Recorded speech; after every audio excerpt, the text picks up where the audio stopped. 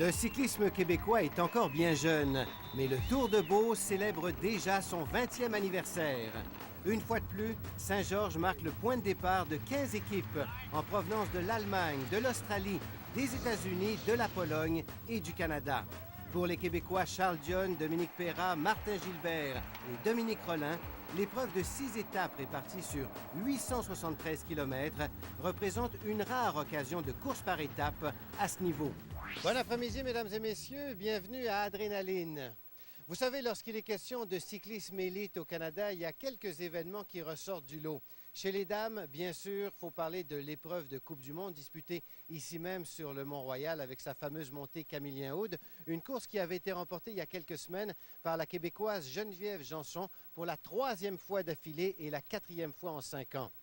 Du côté des hommes, l'événement marquant, l'événement majeur, c'est le Tour de Beauce, une des courses par étapes les plus importantes en Amérique du Nord, une course que nous allons vous présenter aujourd'hui. C'est un rendez-vous qui regroupe à peu près une centaine de coureurs de 17 nationalités différentes.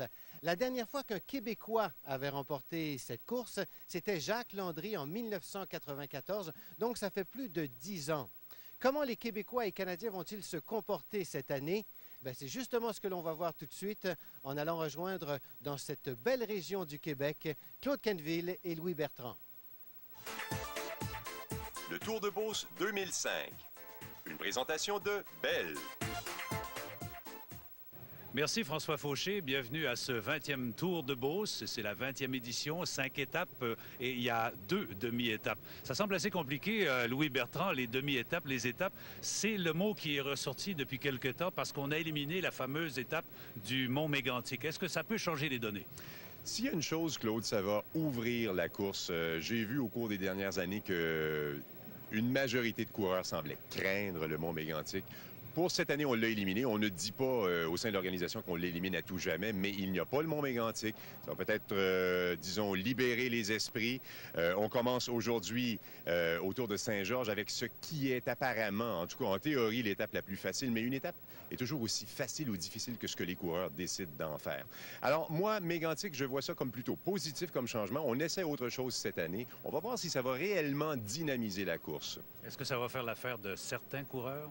Bien, écoute, je prends par exemple mon copain Dominique Perras, qui est un excellent grimpeur, mais à qui Mégantic n'a jamais souri.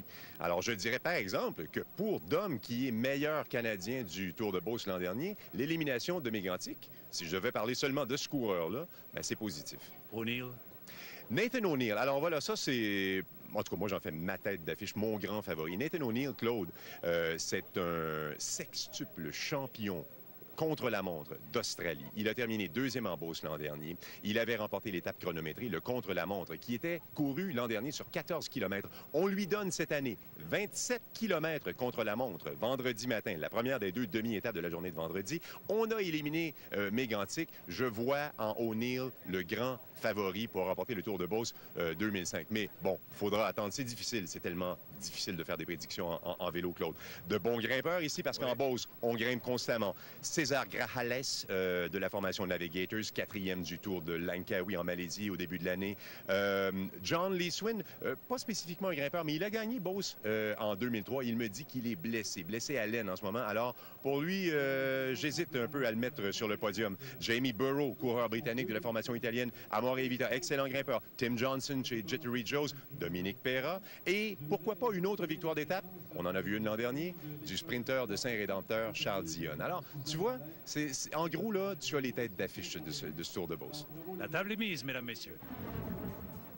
160 km avec départ et arrivée à Saint-Georges, c'est la première étape. 2 ascensions comptant pour le maillot à poids, le classement de la montagne.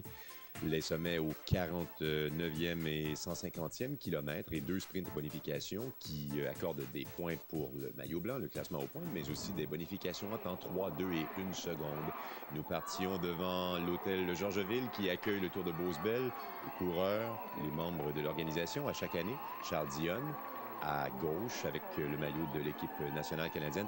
Alors Louis Barbeau, c'est un départ neutralisé sur 1100 mètres, le temps de sortir de Saint-Georges et de s'en aller vers Saint-Côme-Linière. On disait que sur papier, c'était l'étape la plus facile Mais c'est relatif. Ça dépend toujours de ce que les coureurs en font. Pas parce que l'étape était la plus facile que c'était nécessairement facile. Il n'y en a pas d'étape vraiment facile en Beauce, n'est-ce pas? Non, surtout pas avec le genre de relief qu'on retrouve sur les parcours en Beauce.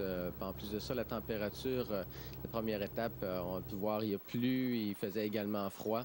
Donc un départ pour l'instant qui est quand même plutôt lent, mais on peut s'attendre à ce que durant la course, avec les différents sprints de bonification et surtout les sprints de montagne, ça va s'activer considérablement.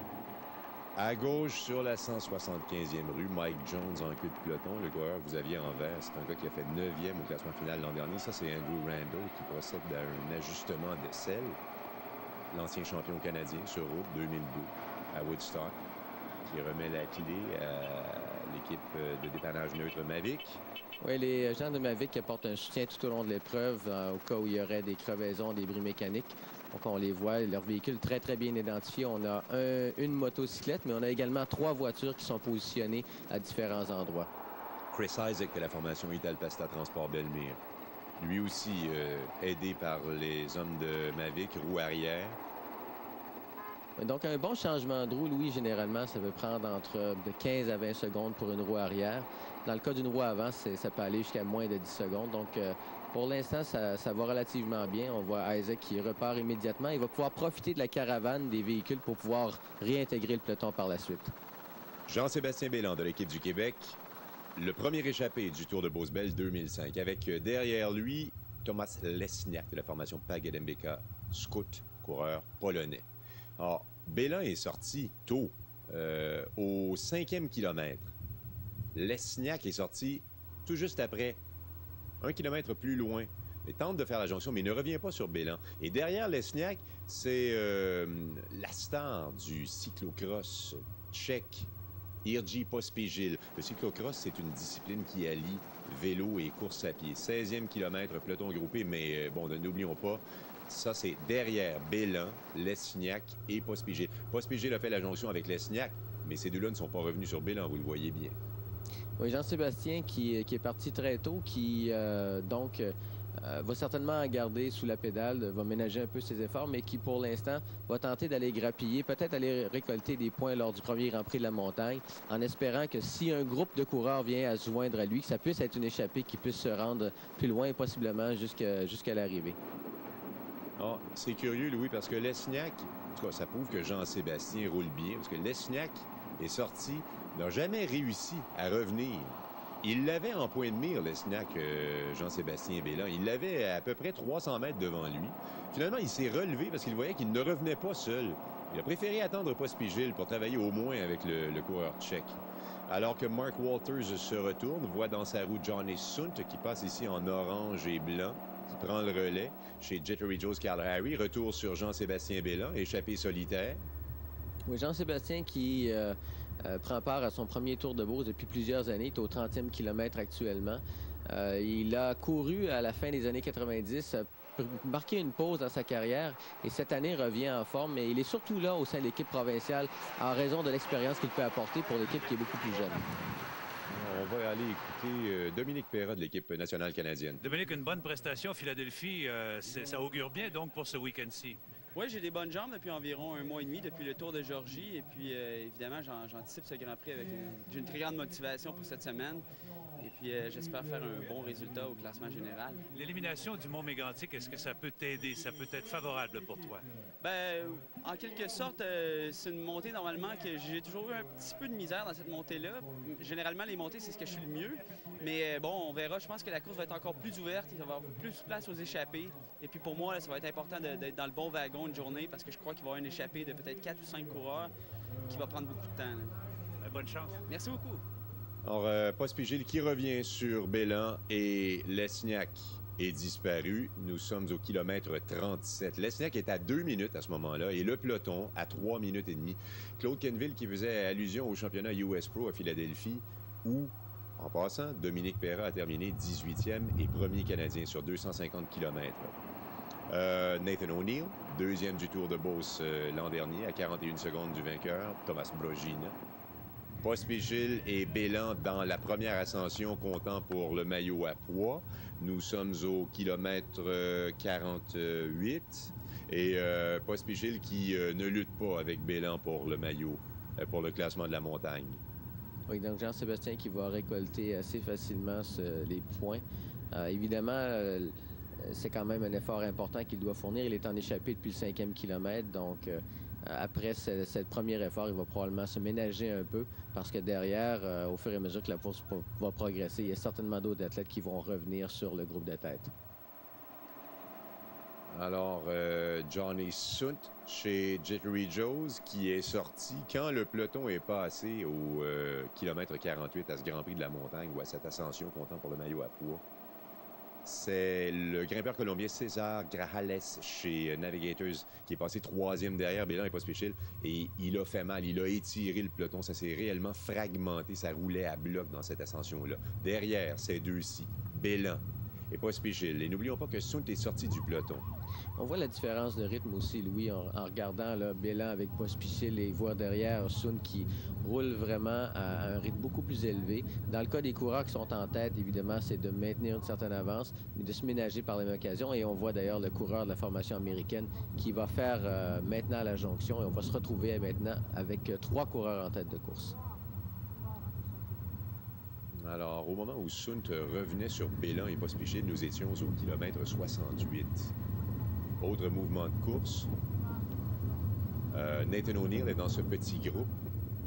Et le voici. Le champion d'Australie contre la montre individuelle.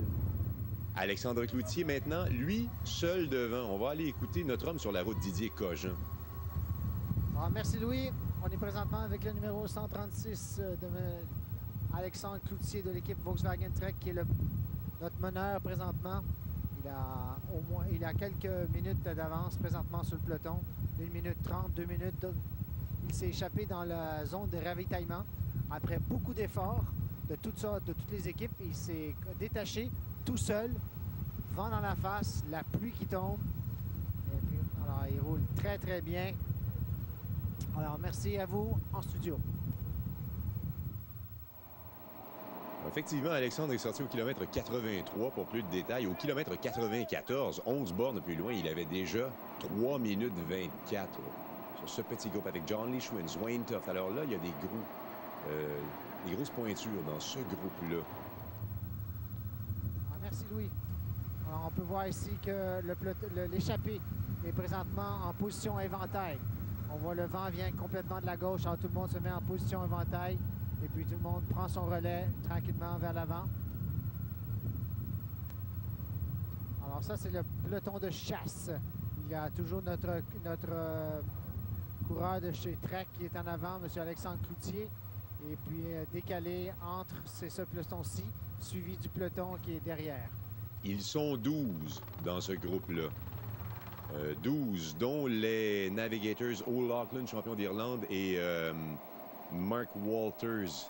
Ici, c'est Glenn Allen Chadwick de TeamCyclingNews.com sur sa machine Fondriest. Lui, il est derrière les 12. Les 12 qui sont, qui vont éventuellement revenir sur Cloutier. Chadwick sorti du peloton. Un homme du Québec, Louis. Oui, on voit, c'est Dominique Rollin. Dominique Rollin, probablement, qui est en avant, ou encore Jean-François Laroche. Alors, les 13, vous voyez les deux maillots orange. On a repris Cloutier. Il a avec lui Martin Gilbert. Il y a Jeff Lauder aussi de chez Navigator. Je parlais de O'Loughlin et Walters. Il y a John Leishman, le vainqueur du Grand Prix de Beauce 2003. Tom Barras de chez Cycling News. Et maintenant, l'arrivée à Saint-Georges, Martin Gilbert, en véritable pisteur qu'il est, a pris tous les risques dans des virages sous la pluie pour régler le groupe au sprint. Dominique Rollin, 2e. Domenico Passuello, 3e. Le meilleur jeune au classement général, Kevin Lacombe, chez Volkswagen Trek, 19e à 1 minute 10 du nouveau maillot jaune. Dominique Rollin porte le maillot blanc de meneur au classement... le meneur du classement au point, le meneur avec les bonifications en cours d'étape et à l'arrivée, le maillot jaune Martin Gilbert. Voilà les 3 premiers de l'étape. De gauche à droite, Rollin, Gilbert, Passuello.